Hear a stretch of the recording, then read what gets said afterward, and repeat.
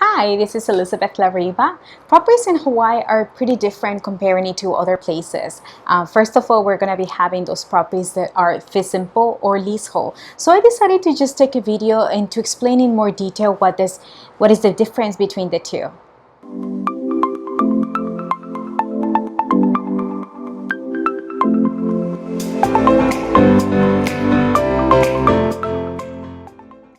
So there's two different types of properties in Hawaii.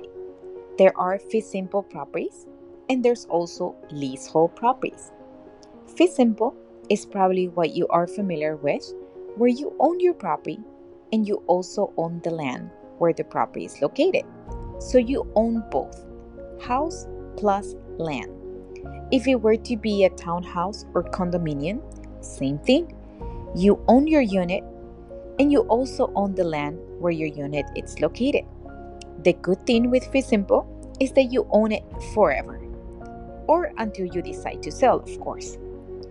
Now let's explain a leasehold property. With a leasehold property, you own your property, but you do not own the land. The land belongs to someone else, which is the landowner. So you own the house, but not the land. If it were to be a townhouse or a condominium, same thing. You own your unit, but you do not own the land. The land belongs to someone else. Because you don't own the land, you're going to have to pay a monthly rent on the land. I've seen really low payments, like $50 every month, and I've seen really high ones, like thousands of dollars every month, because you're renting the land. Two things that are important with the leasehold property is the expiration date and also renegotiation date. Let's explain the renegotiation date. Somebody else owns the land, right? So you're going to have to be paying monthly payments for the rent on the land. There's going to be a renegotiation date, which usually is an amount that is fixed. But let's say that in 2030, there will be a renegotiation date. If you're currently paying, for example, $200 every month, this means that in 2030, most likely this amount will go up. Your $200 payment monthly is going to turn into $250 every month. There's also an expiration date. What it means with this is that when you own a leasehold property, it's like you're buying a long-term rental. Why? Because you don't own it forever. You own it for a certain amount of years. And when the lease expires, three things can happen. The landowner can say, I'm going to let you stay in my property for 5, 10 more years. There's an amount to pay for that though. Usually 10,000, 15,000, 20,000. It really depends on the landowner. Best case scenario is that the landowner can say, I'm going to sell you my fee. Sell you my fee means sell you the land. This would be the best case scenario. Why? Because you will be owning the property like a fee simple. You own the unit and you also own the land where the unit is located.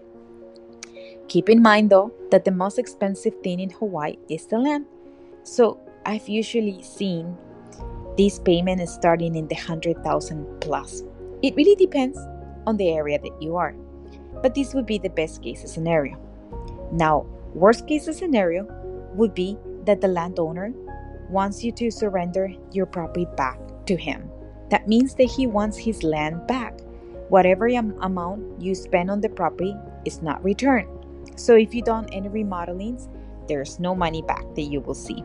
So this would be the worst case scenario. The other thing with the leasehold property is that financing can be a little bit challenging. Why? Because the bank is going to want to see 5 years plus after the expiration date on the lease. Let's do some examples here. If you own a property and the lease expires in 40 years, most likely you could get financing.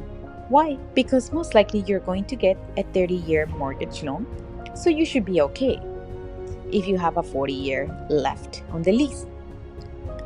On the other case is that you own a property that only has 10 years left on the lease. Most likely this would be really challenging to get financing. Why? Because usually people get a 15, 30-year mortgage loan So if you're buying a property that only has 10 years left, you could possibly get a 5-year loan, but that's only if the banks are open to doing that type of financing. Usually, people that buy leasehold properties buy it cash just because it's easier. But that's an explanation of fee simple and leasehold properties. So thanks for watching our video. Don't forget to subscribe to our channel. Feel free to leave any comments or any questions. Feel free to reach me directly if you have any other questions or would like any additional information as well.